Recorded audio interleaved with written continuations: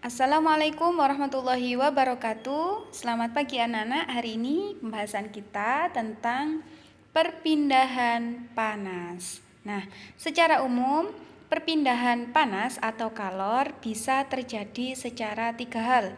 Yang pertama adalah konduksi, dan yang kedua adalah konveksi, dan yang ketiga adalah radiasi. Oke.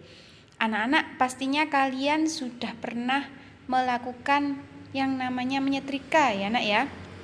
Oke, saat kita menyetrika, setrika yang panas itu akan bersentuhan dengan kain yang kita setrika.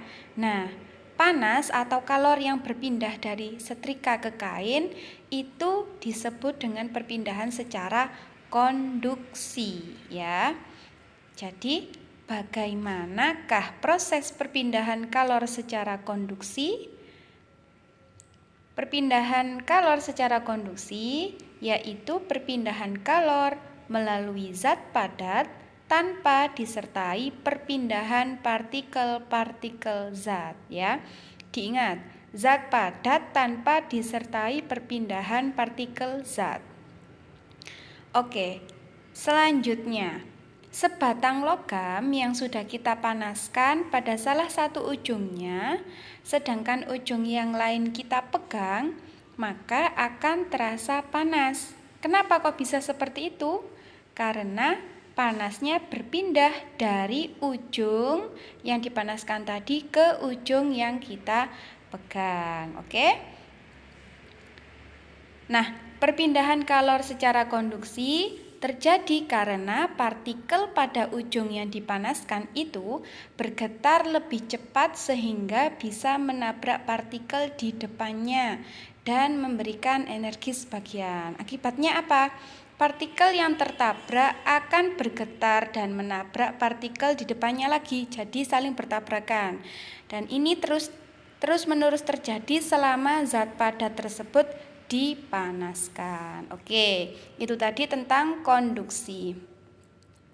Selanjutnya, pengelompokan zat berdasarkan daya hantarnya dibedakan menjadi dua macam sayang. Yang pertama ada konduktor dan yang kedua ada isolator. Nah, konduktor itu adalah zat yang mudah menghantarkan panas. Contohnya ada besi, aluminium, tembaga, dan masih banyak yang lainnya. Oke. Untuk isolator adalah zat yang sulit menghantarkan panas. Contohnya adalah air, udara, kayu, dan juga karet. Nah, berikutnya kalian pasti pernah masak air ya. Masak air biar mateng gitu ya katanya ya. Oke. Masak air itu termasuk perpindahan panas secara konveksi. Kenapa seperti itu? Oke, akan Bu Gifty jelaskan. Anak-anak, ketika kalian memasak air, saat air bagian bawah itu mendapatkan panas dari pemanas alias kompor ya, partikel air itu memuai. Jadi lebih ringan dan bisa bergerak ke atas. Nah, kemudian digantikan dengan partikel air yang bagian atas. Dengan cara inilah panas air dari bagian bawah itu pindah bersama dengan aliran air menuju bagian atas. Oke, proses ini disebut dengan proses konveksi. Jadi, proses konveksi atau yang disebut dengan aliran adalah perpindahan kalor yang disertai perpindahan partikel-partikel zat. Konveksi dapat terjadi pada zat cair dan zat gas. Selanjutnya, konveksi juga digunakan sebagai prinsip terjadinya angin darat dan angin laut. Nah, anak-anak, angin darat itu terjadi pada malam hari dan berhembus dari darat ke laut.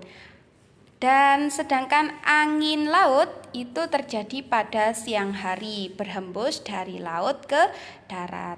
Kalau angin darat itu dimanfaatkan oleh nelayan untuk menangkap ikan.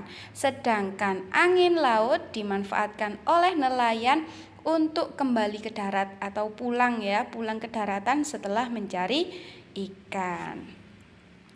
Selanjutnya perpindahan kalor yang ketiga. Anak-anak, ketika kalian perjusa, pernah perjusa ya. Ada kegiatan api unggun. Nah, api unggun. Ini juga termasuk perpindahan panas anak-anak. Namanya adalah radiasi. Radiasi adalah perpindahan panas tanpa melalui zat perantara.